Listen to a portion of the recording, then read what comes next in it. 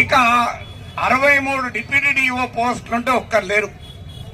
630 మండలాలుంటే 488 sanction పోస్టులుంటే 16 మంది కూడా లేరు.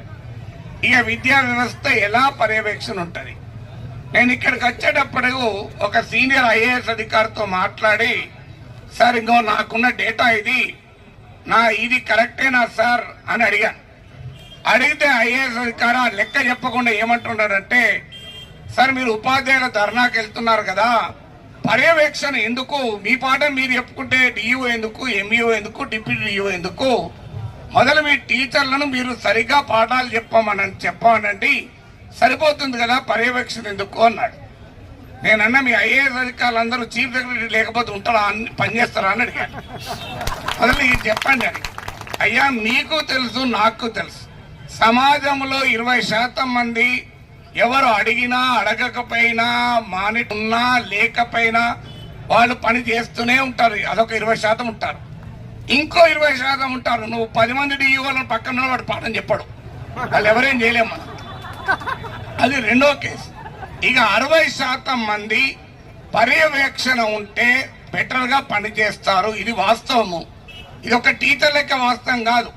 మీరు ఎప్పుడైనా హైదరాబాద్ లో బస్ కొరకు వెయిట్ చేయండి, బాగా రష్ ఉంటుంది, బస్ ఆగదనుకో, మీరు ఏమంటారు? ఏమైతుంది, ఎంత రష్ ఉంటుంది, అందరితో పాటు నేను ఒక్కడిని ఎక్కలేనా అంటారు. ఒక్కసారి రష్ ఉన్న బస్ ఎక్కినాక, ఏమై కండక్టర్ ఎక్కడ పడితే అక్కడ ఆపుతావు, నెత్తి మీద ఎక్కించుకుంటావా అంటాం. అంటే బస్సు కొరకు వెయిట్ చేసేటప్పుడు నీ సైకాలజీ ఒక రకంగా ఉంటుంది, బస్సు ఎక్కినాక ఇంకో రకమైన సైకాలజీ ఉంటుంది. ఒక సీట్లో 2 కూర్చున్నారనుకో, సార్ కొద్దిగా పక్క జరగరాదు, ముగ్గురం కూర్చుందాం అంటాడు. ఒక్కసారి నీ సీట్ ఇచ్చాక ఏమంటావు? నేను ఎప్పటి నుంచో నిలబడున్నా, ఇక్కడ ఇద్దరే కూర్చునే కష్టం, నువ్వేక్కలు వస్తూ ఉంటాడు. ఇది హ్యూమన్ సైకాలజీ. అందువల్ల పర్యవేక్షణ వ్యవస్థ నిజమే, ప్రతి టీచరు తనకు తానుగా పాఠం చెప్తే పర్యవేక్షణ అవసరమా అనే దానికి లాజిక్ ఏంటి అంటే, సమాజంలో ఏ వ్యవస్థ అయినా పర్యవేక్షణ ఉన్నప్పుడు అది సమర్థవంతంగా పనిచేస్తుంది. మరి మీకు అభ్యంతరం ఏంటి? మేమేమడుగుతున్నాం? అయ్యా మండలానికి ఒక ఎంఈఓ ఉండాలి, ఓ డిప్యూటీ డిఓ ఉండాలి, ఓ డిఈఓ ఉండాలి అని అంటున్నాం. దీనికి ఆన్సర్ ఉండాలి కదా. దీనికి ఆన్సర్ ఏంటంటే కామన్ సర్వీస్ రూల్స్ లేవు.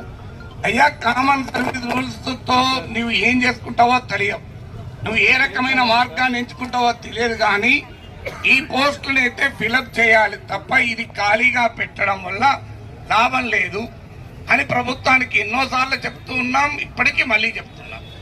ఇక ఈ 2 డిమాండ్లే కాదు,